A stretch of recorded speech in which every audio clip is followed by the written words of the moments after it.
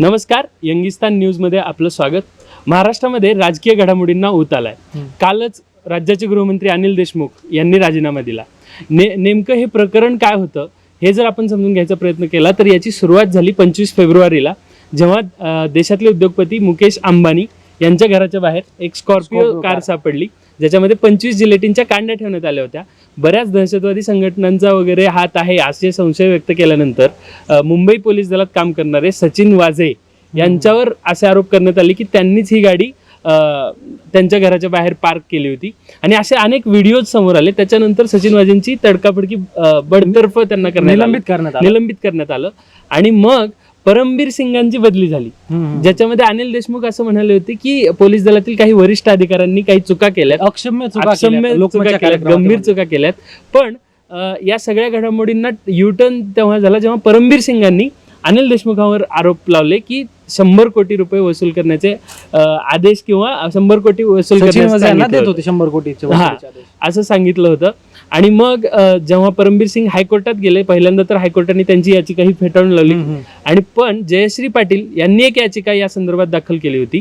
आणि याच्यावर हायकोर्टाने सुनावणी करताना असं म्हणलं की या प्रकरणाची अनिल देशमुखांची CBI चौकशी झाली पाहिजे, आणि म्हणून त्यांनी हायकोर्टाने तसे आदेश दिले.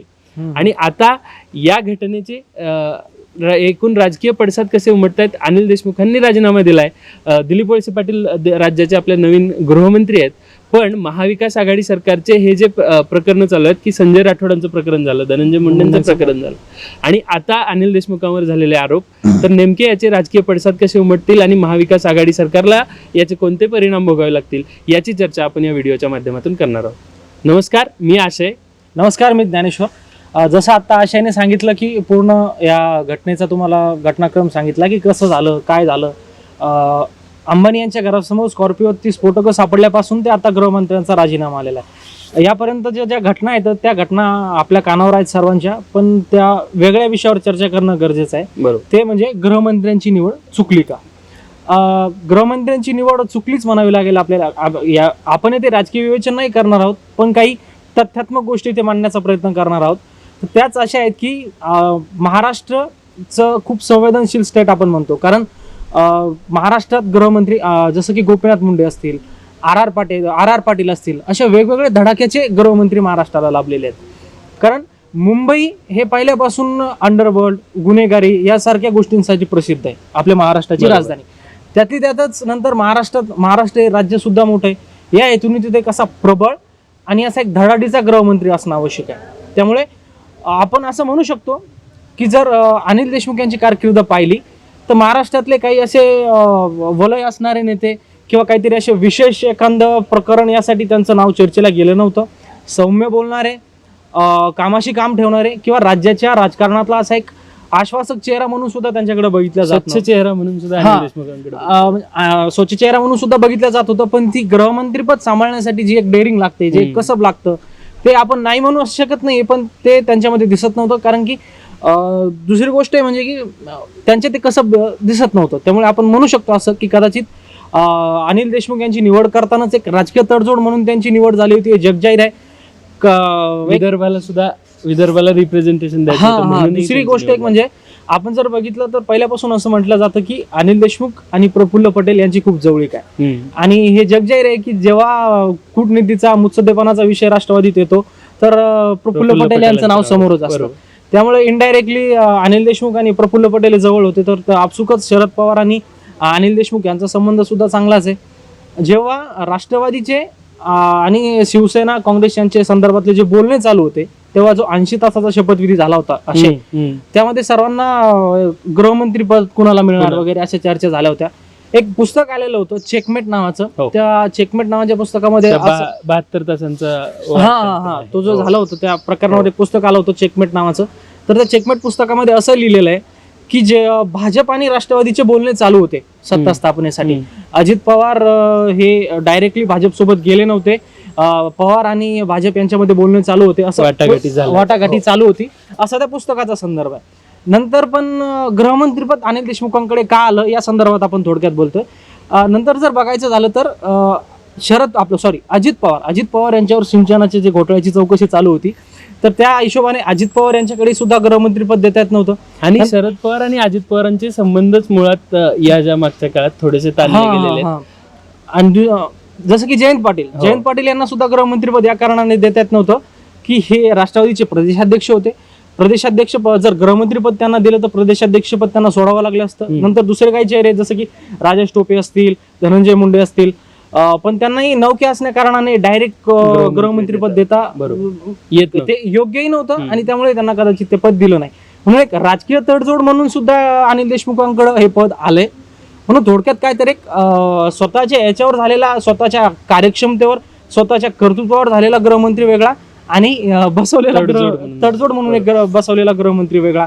त्यामुळे आपण या गृहमंत्र्यांकडे पहिल्यापासून यांची जी कारकीर्द बघितलेली आहे, म्हणजे त्यांच्या गृहमंत्री पदाची कारकीर्द बघितलेली आहे, तर बरेचसे मुद्दे समोर आलेले आहेत. असे ठोस भूमिका त्यांनी कदाचित घेतली नाही असंही म्हणू शकतो. आणि अनिल देशमुखांची एकूणच कारकीर्द ही खूप अल्पजीवी ठरली. आणि त्यांनी जी काही कामं केली किंवा सगळ्यात मोठं हे 100 कोटीचं प्रकरण, बऱ्याचदा असं वाटतं की अनिल देशमुख हा चेहरा असेल की काय अशी लोकांमध्ये चर्चा आहे. आणि म्हणून मग अनिल देशमुख आता पुढे त्यांचं काय होणार, त्यांचं पुनर्वसन केलं जाईल का हे आपल्याला बघायचं आहे. नाही, जशी एक चर्चा चालू आहे की आता राष्ट्रवादीतर्फे हा बळी दिला जातोय का काय. आपण बघितलं की साधारण दीड वर्ष येऊन झाले महाविकास आघाडीला. त्यांच्यात परस्पर संबंध किंवा जो परस्पर चर्चा असते, एकमेकांत चर्चा करून निर्णय घेणं, असा काही प्रकार आढळलेला नाहीये. अधिकाऱ्यांचे आणि मंत्र्यांचे बोलणे होत नाहीत. मग तो एमपीएससीचा प्रश्न असेल, नंतर मग वाहतूक चालू ठेवायची नाही या संबंधीचा प्रश्न असेल, वीज तोडणीच्या वीज बिलासंदर्भातला प्रश्न असेल, वीज तोडणीचा प्रश्न म्हणजे असेल. मुख्यमंत्र्यांनाच माहित नव्हतं की एमपीएससी ची तारीख काय, एमपीएससीच्या परीक्षेची तारीख काय.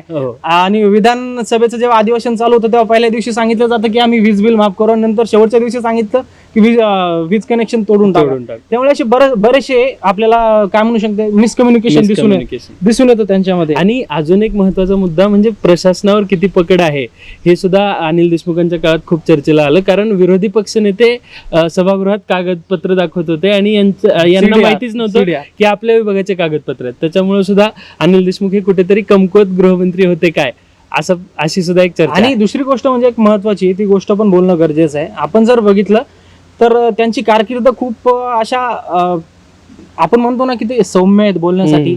इव्हन त्यांनी एवढे आरोप होत असताना विधानसभेत त्यांनी अशी ठोस भूमिका घेतलेली नाही. त्यांच्या मदतीला अनिल परबांना यावं लागतं, कधी मुख्यमंत्र्यांना यावं लागतं.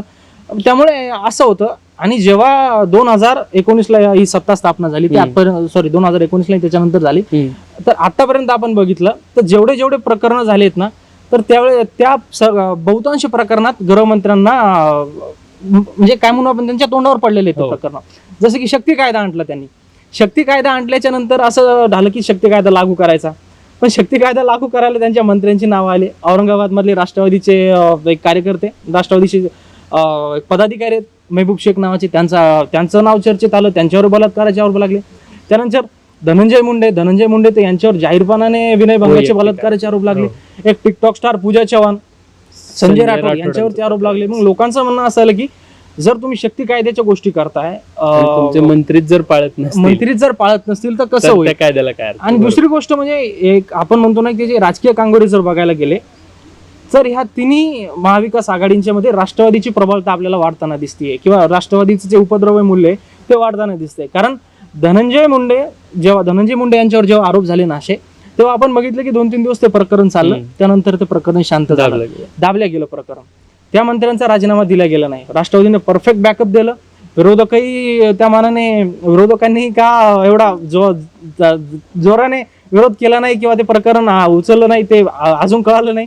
त्याचा कदाचित संबंध असू शकतो. दुसरं म्हणजे आपण यांच्या पूजा चव्हाण आणि संजय राठोड यांच्या प्रकरणात घेतलं तर विधानसभेच्या अधिवेशनात 2-3 दिवस ते प्रकरण चाललं आणि अधिवेशन सुरू होण्याच्या आधीच यांना राजीनामा द्यावा लागला. बरोबर. शिवसेनेच्या नेत्याला. म्हणजे आताही बघितलं आपण की जेव्हा अनिल देशमुखांचं नाव येत होतं तेव्हा शरद पवार यांनी फुल बॅकअप केलं. दोन पत्रकार शरद पवारांनी बऱ्याच पत्रकार परिषदा घेतल्या आणि असं सांगितलं की यात गृहमंत्र्यांची काही चूक नाहीये. उलट गृहमंत्री सभागृहात असं म्हणले की तुमच्या अर्णवला मध्ये टाकलं, म्हणजे एक असा पोलीस अधिकारी ज्याच्यावर गंभीर आरोप आहेत आणि त्याचं गृहमंत्री समर्थन करतोय सभागृहात, हे पहिल्यांदाच महाराष्ट्र गृहमंत्री पण समर्थन करताय. आणि दुसरी गोष्ट म्हणजे मुख्यमंत्री म्हटले होते की हा काय लादेन. दुसरी गोष्ट म्हणजे बोलता बोलता सहज झाली होती अशी की मला माहित नाही विरोधी पक्षात नाही राष्ट्रवादीचेच एक प्रवक्ते होते, ते म्हटले होते की मुंबईमधून जर 100 कोटी कलेक्शन होत असेल तर हिशोब करा की जेव्हा फडणवीस हे गृहमंत्री होते त्यांच्या कार्यकाळात किती होत असेल. कारण की फडणवीस हे स्वतः गृहमंत्री पण होते, म्हणजे त्यांना असं म्हणायचं होतं की कलेक्शन होतंय, आम्ही पण घेत आहोत ते पण घेत होते, त्यामुळे त्यांची पण चौकशी करा. म्हणजे बोलता बोलता ते सहज स्वतःची चूक किंवा कबुली जबाब पण दिला होता. आणि दुसरी गोष्ट म्हणजे या प्रकरणात आपल्याला एक गोष्ट याचे संदर्भ जुळवणं फार गरजेचं आहे की राष्ट्रवादी, भाजप, शिवसेना, काँग्रेस हे चारही पक्ष महत्वाचे घटक पक्ष आहेत, पण यांचे जे कनेक्शन म्हणतो आपण, आताही राष्ट्रपती राजवटीच्या चर्चा चालू येतं, काही महाराष्ट्रात राजकीय उलथापालथ होती का, पण आपल्याला काही गोष्टी समजून घेणं गरजेचं आहे की 2014चा जेव्हा रिझल्ट चालू होता इलेक्शनचा, तेव्हा शरद पवार यांनी जाहीर पाठिंबा दिला भाजपला की बाबा जर राज्यात अस्थिरता येत असेल तर आम्ही जाहीर पाठिंबा द्यायला तयार आहोत. दुसरी गोष्ट म्हणजे चेकमेटचा आधार घेऊन जर मी बोलायला गेलो किंवा चेकमेटचाच आधार घेऊन बोलतोय, पुस्तक येते, तर त्यात असं झालेलं आहे की राष्ट्रवादीचे आणि भाजपचे बोलणे चालू होते सत्तांतराबद्दल. फक्त फडणवीस मुख्यमंत्री असू नये यावरून ते बारगळलं होतं. त्यामुळे अजूनही त्या दोन्ही पक्षांमध्ये कदाचित काही बोलणी चालू आहेत का नाही याबद्दल काही बोलणं योग्य ठरणार नाही. पण जसं की हा एक राजकीय बाजू सोडून पण दुसरा एक ते म्हणजे सामाजिक आणि महाराष्ट्रावर होणारे परिणाम याबद्दल बोलणं गरजेचं आहे.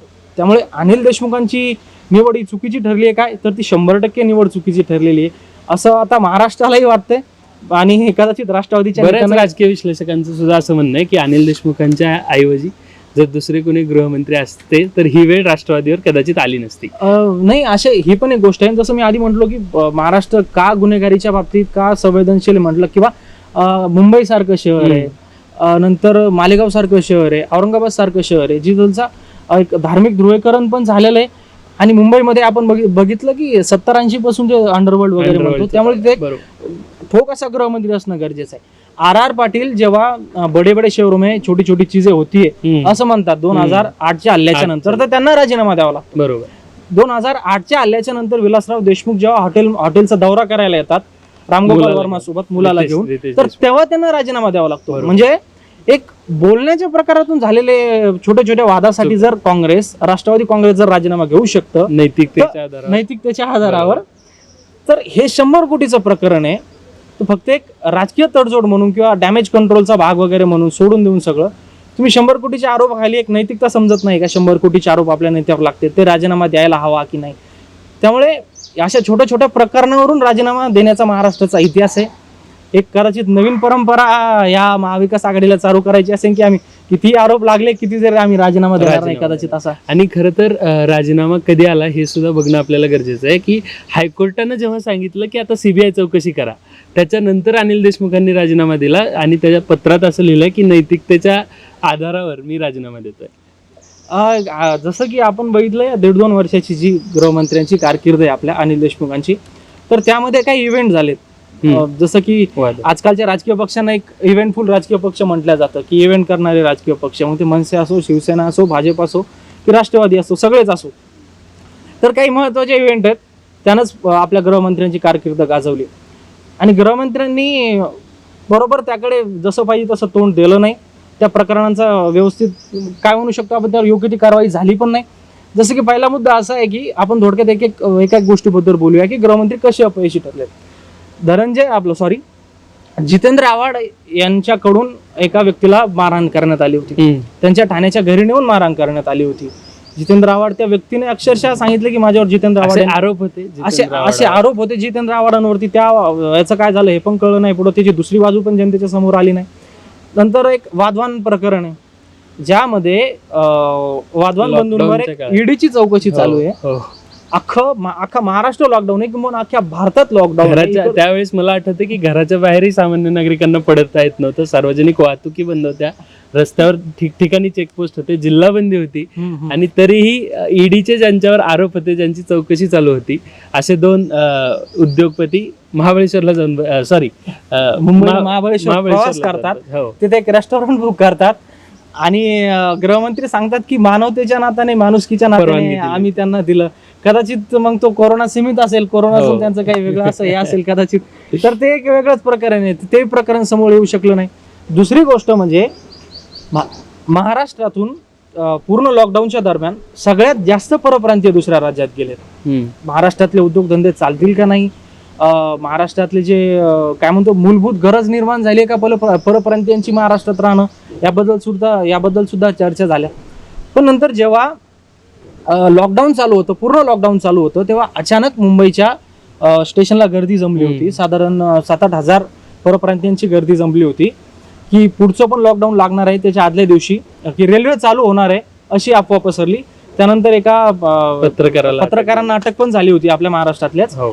तर तेव्हा ते तिथे लोक जमले कसे, एवढे लोक अचानक एका ठिकाणी आले कसे, आणि एका पत्रकाराच्या बातमीनं एवढे लोक जमतात हा. असा म्हणजे असं सांगण्यात आलं होतं सरकार. आणि कदाचित आणि ते सुद्धा हास्यास्पद होतं खरं तर. म्हणजे महाराष्ट्र राजभाषा अधिनियम न पाळणारे मुख्यमंत्री आपले, मराठी भाषेच्या बाबतीचा, अत्यंत परप्रांतीयांना मराठी समजतं याचा अर्थ तसा होतो. हो. कारण की एबीपी माझाच्या बातमीने जर सगळे परप्रांतीय एका जागी झाले असतील तर परप्रांतीयांना सुद्धा मराठी समजतं. तर बरोबर. असाच विषय. त्याच्यामुळे मुंबईत एकूणच कायदा व्यवस्था, मुंबईत किंवा राज्यात कायदा व सुव्यवस्थेचा जो धाक आहे तो कुठेतरी या सरकारच्या काळात कमी झाला होता.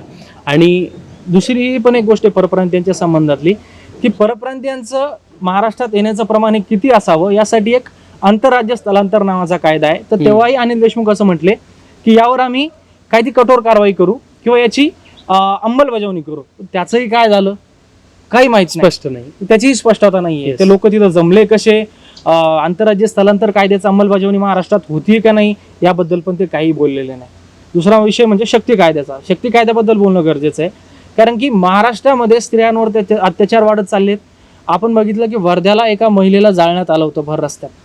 लॉकडाऊनमध्ये रस्त्यावरनं चाललेल्या महिलांवर बलात्कार झालेत. गडचिरोली सारख्या ठिकाणी, वर्ध्यासारख्या ठिकाणी, चंद्रपूर सारख्या ठिकाणी. महाराष्ट्र हा स्त्रियांसाठी सुरक्षित राहिलेला नाहीये. त्यासाठी शक्ती कायदा आणण्याचं ठरवलं. शक्ती कायदा काय झालं पुढे मिळणार नाही. त्यात त्यांचेच मंत्री अडकत गेले, कदाचित त्यामुळे मागा घेतला का काय तो विषय वेगळा आहे. परंतु शक्ती कायद्याबद्दलही त्यांनी काही अशी ठोस भूमिका घेतली नाही. नंतर लॉकडाऊन मध्ये आपण बघितलं एक धुळ्याचा एका मला वाटतं जळगावचा आहे बहुतेक, दारू विक्री तर बंद होती, पण जेव्हा संबंधित खात्यांनी त्या दुकानाची बारची चौकशी केली की तुमची दारू एवढी विकल्या कस काय गेली, तर ते एका आमदाराचं बिअर बार होतं, बिअर शॉप होती तिथलची. थोडक्यात तर लॉकडाऊन मध्ये दारूचे दुकानं जरी बंद असले तरी दारू विक्री चालू होती. बरोबर. आणि पासेसचा घोटाळा ह्या जिल्ह्यातून त्याच जिल्ह्यात जाण्यासाठी हा घोटाळा पोलिसांनी बाहेर काढला होता मुंबईच्या ठिकाणी. बरोबर. तर त्या घोटाळ्याचं काय झालं, 500 हजार रुपये अक्षरशः लोकांनी दिले तिथून तिथं जाण्यासाठी, फक्त पास मिळवण्यासाठी. लोकांनी पोलिसांच्या थ्रू चुकीचे रिपोर्ट घेतलेत कोरोनाचे, पॉझिटिव्ह असून निगेटिव्ह, निगेटिव्ह असून पॉझिटिव्ह. नंतर मास्कचा घोळ, खासगी हॉस्पिटलनी जवळपास 5-5, 10-10 लाख, 4-4 लाख बिल घेतलंय कोरोनाचं. ते इंजेक्शन आहेत ना, ते कोणतं रेमडेसिवीर, त्या इंजेक्शनासाठी 10-10, 12-12, 20-20 हजार रुपये मोजलेत लोकांनी.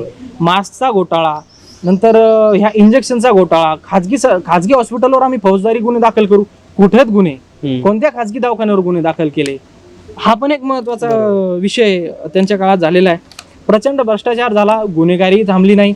आणि महत्वाचं प्रकरण म्हणजे नांदेड येथे एका साधूंची हत्या झाली होती. त्याच्यानंतर पालघरला साधूंची हत्या झाली. पोलिसांच्या उपस्थितीत 4 साधूंची हत्या झाली.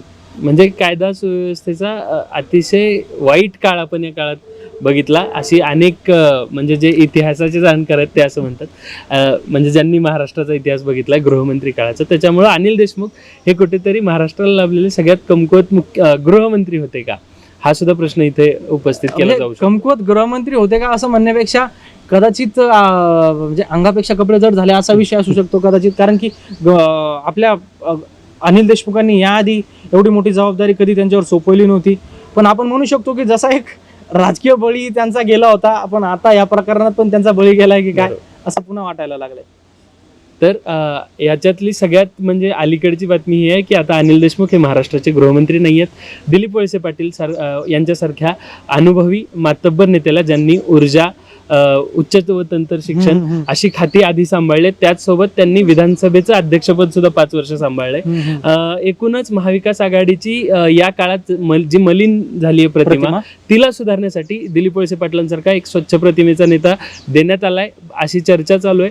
आणि राष्ट्रवादीचे अनेक नेते गृहमंत्री पदाच्या शर्यतीत असताना शरद पवारांच्या विश्वासामुळे दिलीप वळसे पाटलांना आता महाराष्ट्राच्या गृहमंत्री पदाची धुरा दिली आहे. राज्यपालांनी त्याला मंजुरी दिली आहे आणि आता दिलीप वळसे पाटील हे महाराष्ट्राचे नवीन गृहमंत्री असतील. तर यापुढे या प्रकरणात काय होतं, अजून कोणाची नावं येतात का, हे बघणं सुद्धा औत्सुक्याचं ठरेल. पण आम्ही तुम्हाला सांगण्याचा प्रयत्न केला की गृहमंत्र्यांची निवड का ही योग्य नव्हती किंवा कोणत्या कोणत्या कारणाने चुकली होती. या संदर्भातले वेगवेगळे अपडेट जाणून घेण्यासाठी बघत राहा यंगिस्तान न्यूज. धन्यवाद. धन्यवाद.